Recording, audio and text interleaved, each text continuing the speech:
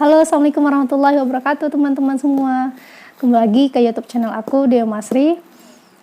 Gimana kabarnya setelah lama banget ya kita berada di kosan, stay at home.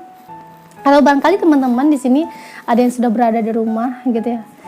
Ditambah lagi yang kuliah online, tugas banyak, mau menghadapi UTS ataupun UAS yang itu mempengaruhi psikis, Masya Allah. Semoga kita semua diberikan kesehatan yang baik. Semoga kita juga bisa dimudahkan ya, dilancarkan urusan kita selama wabah ini. Oke. Nah, untuk mengisi waktu kosong ya, waktu dimana untuk menghilangkan rasa stres gitu ya, saya mau sharing ke teman-teman semua di sini terkait tentang sepak terjang seorang Fatimah Az-Zahra. Teman-teman tahu nggak siapa itu Fatimah Az-Zahra? Ya, Fatimah Az-Zahra adalah seorang putri dari Rasulullah SAW. Beliau ini dilahirkan di Ummul Qura. Pada saat itu orang Quraisy sedang merehab Ka'bah, tepatnya pada 5 tahun sebelum Nabi Muhammad itu diangkat menjadi Rasul, seperti itu. Ketika Fatimah Az-Zahra itu dilahirkan, Masya Allah, orang tua yang sangat bahagia ya, baik dari Khadijah maupun Rasulullah, sangat bahagia, dan beliau ini hidup di dalam rumah yang suci, rumah yang penuh keberkahan gitu, rumah yang dengan suasana nubuah atau kenabian, Masya Allah. Fatimah Az-Zahra juga dikenal seorang perempuan yang zuhud, di mana dia lebih mengutamakan akhirat dibandingkan dunia. Bahkan beliau ini bisa mengetahui gitu ya, kesenangan yang ada di dunia seperti apa, aib maupun bencana yang ada di dunia. Abu Nuaim itu mengatakan seperti ini tentang Fatimah Az-Zahra. Di antara para wanita yang suci, para wanita yang ahli ibadah, para wanita yang bertakwa, ialah Fatimah Az-Zahra. Masya Allah. Fatimah Az-Zahra bisa menghimpun kesemuanya. Menurut sejarah juga, sejarah tidak menemukan seorang perempuan yang bisa menghimpun ya kesabaran maupun ketakwaan seperti Fatimah Az-Zahra radhiyallahu anha. Fatimah Az-Zahra ini akhirnya menikah ya sama Ali gitu dengan mas kawin baju besi senilai 4 dirham. Mereka hidup dalam kesederhanaan namun penuh dengan keberkahan lah, seperti itu, dengan nuansa Islam gitu. Nah, yang jadi pertanyaan adalah sepak terjang Fatimah Az-Zahra itu seperti apa, Dew, gitu kan. Nah, sepak terjang seorang Fatimah Az-Zahra ini luar biasa, Masya Allah. Yang pertama, beliau adalah seorang ibu. Mungkin kedengaran biasa ya, seorang ibu. Tapi Masya Allah teman-teman, menjadi seorang ibu nggak gampang ya. Apalagi beliau ini adalah seorang ibu pencetak 2 generasi. 2 generasi terbaik, 2 pemimpin mulia, 2 pemimpin penghuni surga. Beliau adalah Hasan dan Husain. Mereka ini adalah anak yang sangat bertakwa kepada Allah. Mereka ini anak yang sangat bermanfaat bagi kaum muslimin ya. Mereka juga menolong agama Allah. Fatimah berhasil untuk mendidik anak sedemikian rupa gitu ya. Kemudian yang kedua, Fatimah Az-Zahra juga seorang anak, sama perannya seperti kita. Kita juga seorang anak. Namun beliau itu adalah seorang anak yang sangat berbakti pada orang tuanya, baik kepada ibundanya Khadijah maupun kepada Rasulullah. Beliau juga sangat dekat sama ayahnya, sama Rasulullah. Saking kan dekatnya ya, Rasulullah tuh kalau ada apa-apa tuh ngomong gitu sama Fatimah Az-Zahra. Jadi Fatimah Az-Zahra juga termasuk orang yang spesial gitu. Ibnu Abbas radhiyallahu anhu itu mengatakan seperti ini setelah turunnya ayat An-Nasr ya, yang berbunyi auzubillahi minasyaitonirrajim, bismillahirrahmanirrahim, idza jaa nasrullahi wal fath wa ra'aitan nasa yadkhuluna fi dinillahi afwaja fasabbih bihamdi rabbika wastaghfir innahu kana tawwaba. Idza jaa nasrullahi wal fath, apabila telah datang ya pertolongan Allah dan kemenangan, wa ra'aitan nasa yadkhuluna fi dinillahi afwaja, maka engkau akan melihat banyak orang-orang itu berbondong-bondong masuk ke dalam agama Allah, ke dalam Islam. Fasabbih bihamdi rabbika wastaghfir, maka bertasbihlah dengan memuji Allah, memohon ampunan kepada Allah kayak gitu. Innahu kana tawwaba, sungguhnya Allah juga Maha penerima taubat gitu.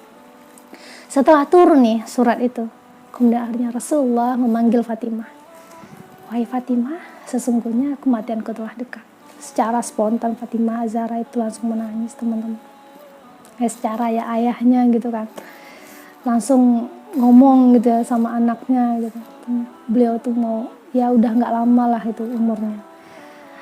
ya nangislah si Fatimah ini. Akhirnya Rasulullah mengatakan seperti ini pada Fatimah, wahai Fatimah, jangan kau menangis, karena engkau adalah dari keluargaku yang pertama kali akan bertemu denganku, yang akan bersua denganku nantinya gitu.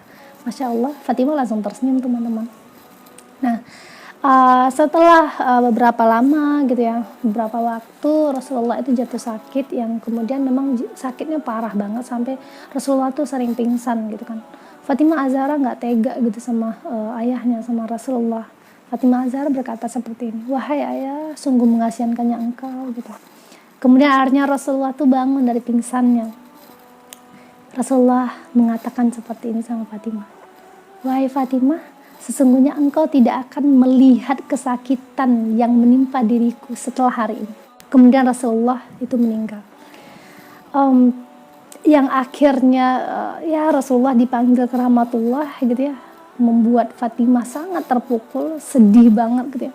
Ya akhirnya Fatimah Az-Zahra hanya bisa mengatakan seperti ini, wahai ayah, kepada Jibril kami sampaikan kematianmu. Wahai ayah, kepada Allah engkau telah memenuhi seruannya gitu.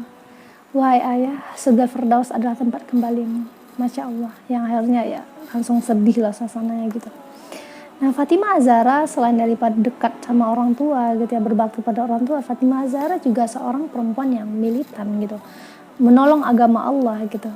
Jadi beliau itu berperan ya dalam perang Uhud. Jadi pada saat itu, pada saat perang Uhud, jadi pasukan dari Rasulullah itu mereka tidak mengikuti instruksi Rasulullah gitu. Yang kemudian akhirnya mereka itu diserbu lah oleh pihak musuh. Kemudian mereka banyak yang terluka dan dibunuh oleh pihak musuh gitu. Termasuk Rasulullah itu terluka. Muka Rasulullah itu terluka, gigi sernya patah, kemudian pelindung kepalanya juga remuk gitu. Yang kemudian artinya Fatimah sedih gitu kan. Fatimah langsung menolong Rasulullah dibantu oleh Ali ya. Jadi dialirkanlah air gitu di atas Rasulullah gitu kan, di atas lukanya itu. Tapi setelah dialirkan air ternyata darahnya itu semakin deras gitu. Yang kemudian akhirnya Fatimah Az-Zahra langsung mengambil sobekan itu ya, sobekan tikar gitu, kemudian dibakar, ditempelkan ke tempatnya luka yang akhirnya darah tadi terhenti. Nah, pada saat perang Khandaq dan Khaybar, Fatimah Az-Zahra juga membantu loh. Fatimah Az-Zahra itu membawa makanan, minuman gitu untuk memenuhi kebutuhan makan dan minum para mujahid gitu. Ini Fatimah Az-Zahra ini luar biasa, Masya Allah. Bayangin ya teman-teman, pantaslah Fatimah Az-Zahra itu dikatakan seperti ini. Beliau ini adalah pemimpin perempuan penghuni surga, Masya Allah.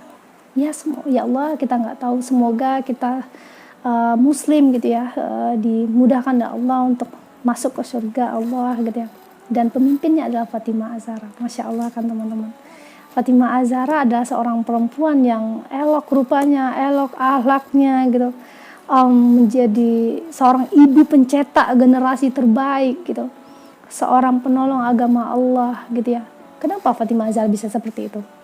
Karena Fatimah Az-Zahra paham betul apa perannya, apa peran seorang muslimah, apa peran seorang manusia gitu, yang dimana tidak hanya terkungkung gitu ya di peran domestiknya gitu, kan, tapi juga ada peran dakwah, peran amanah, tanggung jawab untuk membawa umat itu menjadi umat yang mulia, Masya Allah. Jadi seperti ini Fatimah Az-Zahra. Kalau kita melihat dari kisah Fatimah Az-Zahra ya teman-teman, kalau kita refleksikan ke diri kita, sudahkah kita seperti itu? Mungkin jauh banget ya teman-teman. Belum lagi kita banyak terdistraction gitu ya, waktu kita habis dengan sia-sia, main gitu ya, misalnya nonton YouTube dan lain sebagainya gitu kan. Rasanya kayak jauh gitu ya. Akan tetapi jangan membuat kita ciut gitu. Bisa kita berupaya gitu ya untuk melakukan kebaikan gitu ya untuk diri kita gitu. Dengan cara meningkatkan kualitas diri kita, pola pikir kita, pola sikap kita gitu. Terus menjadi pertanyaannya gini, bisa nggak produktif gitu ya pada masa wabah ini? Nah kan tadi Fatimah Az-Zahra sangat produktif ya orangnya ya. ini sangat bisa kita produktif pada masa wabah corona ini gitu ya. Dan pada masa inilah masa dimana kita bisa benar-benar kembali kepada Allah, fokus gitu ya pada Allah gitu ya. Bisa juga produktif dalam meningkatkan kualitas diri kita. Misalkan kita bisa semakin fokus dengan kuliahnya kita gitu ya. Misalkan kita suka dengan mata kuliah yang ini, yang dimana nantinya dia akan bermanfaat untuk umat, maka dalami ilmu itu, pelajari ilmu itu yang kemudian nanti insya Allah bisa bermanfaat untuk umat kita. Atau bisa juga kita tuh mendalami ilmu agama kita ya, agama Islam, identitas kita Muslim, maka momen inilah bisa juga kita lakukan untuk meningkatkan ya pemikiran Islam kita, kepribadian Islam kita gitu. Nah, mungkin juga bisa jadi sarana kita belajar untuk bagaimana cara menyampaikan Islam gitu ya, menyampaikan kebaikan dari media sosial gitu. Mungkin bisa dengan berbicara seperti saya misalkan, atau dengan tulisan, atau dengan suara dan lain sebagainya. Teman-teman bisa melakukan itu. Asalkan teman-teman gali potensinya apa. Potensinya ada ditingkatkan seperti itu. Dan ditambah lagi sekarang kan masa Ramadan gitu kan, yang insya Allah perbuatan baik yang kita lakukan itu insya Allah akan dilipat gandakan pahalanya. Dan semoga pada saat Ramadan ini akan mengajarkan kita untuk tetap konsisten ke depannya. Artinya produktif yang kita lakukan pada saat Ramadan ini bisa berlanjut gitu, sustainability gitu ya. Jadi dia berkelanjutan tuh, nggak hanya berhenti pada masa Covid dan Ramadan, akan tetapi berlanjut sampai masa seterusnya seperti itu.